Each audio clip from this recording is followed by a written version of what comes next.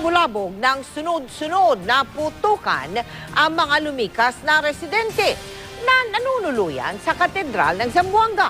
Nagkalat din daw ang sniper ng mga rebelde, kaya todo ang pag-iingat ng mga puwersa ng militar. Walang pa rin sa Zamboanga nakatutok live si Jiggy Manica. Jiggy.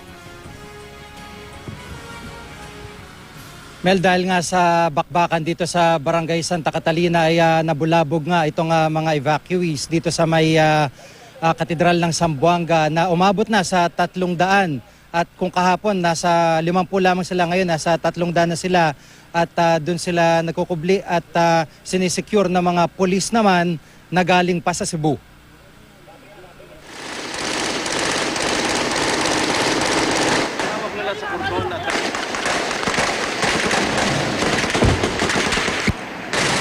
Itong ginawang pag-atake ng mga sundalo sa posisyon ng MNLF bandang alas 2 kaninang hapon sa Barangay Santa Catalina.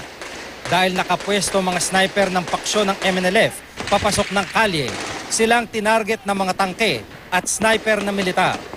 Pero matapos ang pag-atake, itong tumambad sa mga sundalo. Tama ng sniper fire sa gilid ng tangke. Sir, okay ka pa? Dahil sa kapal ng safety glass ng tangke, hindi tumagos ang mismong bala ng sniper. Ilang teams din ang isinabak ng mga sundalo para sa pag-atake. Dito tayo ngayon sa may gilid ng Santa Barbara at ito yung lugar kung saan pinapayagan na makapwesto yung mga miyembro ng media at makikita nyo nga po yung kasama ko sa GMA News team sa QRT at sa GMA News ay naririto lamang sa gilid ng pader na ito upang kahit paano yung magsilbi naming depensa sa mga bala na manggagaling sa mga sniper ng MNLF at sa ngayon nga ay manaka-naka yung putukan na nanggagaling sa loob ng Barangay Santa Barbara. Dahil sa sunod-sunod na putukan, nagpanik ang mga residente. Nagtakbuhan na may 300 residente patungo sa katedral ng Zamboanga. Ang mga pulis galing pang Cebu agad pumosisyon sa simbahan. Kaya naman muling nanawagan si Monsignor Crisologo Manongas sa pamahalaan. Nagpanik ang mga tao. They were seeking for shelter and they ran immediately to the cathedral. We appeal to the captors, please release not only Father Opana but the others. They are innocent people. They have nothing to do with the conflict. Ayon naman sa source ng GMA News, nasa mabuting kalagayan si Father Michael Ufana. Bagamat sa pakikipag-usap nila kay Father Ufana sa pamamagitan ng telepono, mayroon na raw demand ang grupo ni Aber Malik na siyang umahawak sa pari. Ito'y ang pagpapa-interview sa media at ang pagigit ng third party na Indonesian para magkaroon ng negosasyon at matapos na ang gulo.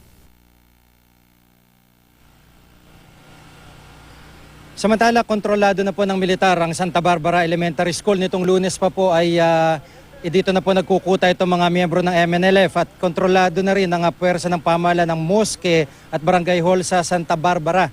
Wala na raw po nagaganap na putukan doon at wala na nga po gaya po ng ating nasasakyan ngayon dahil kalapit lamang natin yan at umatras na mga rebelde patungong Santa Catalina na naging resulta nga po ay panununog daw ayon na rin sa mga miyembro ng Bureau of Fire Protection.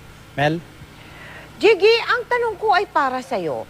Saan ka humuhugot ng lakas ng loob at tapang para ipagpatuloy ang pagbabalita mo mula sa isang area na katulad niya na talagang, alam mo na, bukas sa bakbakan? Jiggy. Mel, sa totoo lang, napaka-importante yung papel na ginagampanan nung namin na lahat nagko-cover dito, mga taga-media, mapa-local o foreign pressman, dahil importante rin na makita talaga yung kalagayan partikular ng mga hostages at sitwasyon din ng mga sundalo at sa isang banda ay may paabot sa kaalaman ng pamahalaan kung ano ba ang idinadaing naman nitong grupo ng MNLF. Siguro ito yung isa sa mga nagpapalakas sa loob naming lahat para talagang may pakita nga yung katotohanan na hanggat maaari as accurate as possible sa kabila nung ito nga yung mga putukan, yung peligro ng stray bullet na nanggagaling sa mga sniper nitong MNLF At itong iba pang sitwasyon, gaya na lamang nung nakita namin kanina, na yung sunog palapit dito sa tabing kalsada kung saan kami nakapwesto. Buti na lamang at yun nga pong bombero ay pinapasok na ng mga sundalo na ineskortan pa nila para makatawid lamang doon sa lugar kung saan nakapwesto yung mga sniper. So palagay ko, Mel, ito yung isa sa mga nagtutulak din dito sa amin na may pakita talaga yung sitwasyon na anong grupo man yung kinaaniban at aming kinocover sa ngayon, Mel. Yung mga sabi mo, merong foreign media dyan, Jiggy, sila ba ay nakahanay sa inyo o meron silang sariling pinaglagahan, Jiggy? Magkakasama kami dito, Mel, at yung mga foreign press, Reuters, Associated Press, Agence France Press, European Press Photo Agency, Philippine Daily Inquirer, mga ibang mga network na kasama natin, itong team ng GMA na napakarami na namin dito, magkakasama kami dito at kumbaga sa bawat paggalaw namin nagkakatulungan kahit papano. Kung sabi ko nga doon sa isang kasama namin sa TV kanina, kung kailangan niya ng pagkain o di kaya tubig at wala sila, pwede naman silang lumapit sa atin para sharing na lang, kumbaga, at para walang may iwan.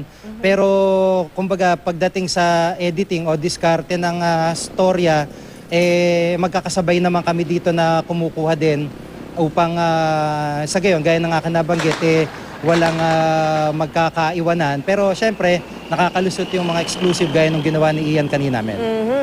God is with you. Maraming salamat sa iyo, Jiggy Manicad.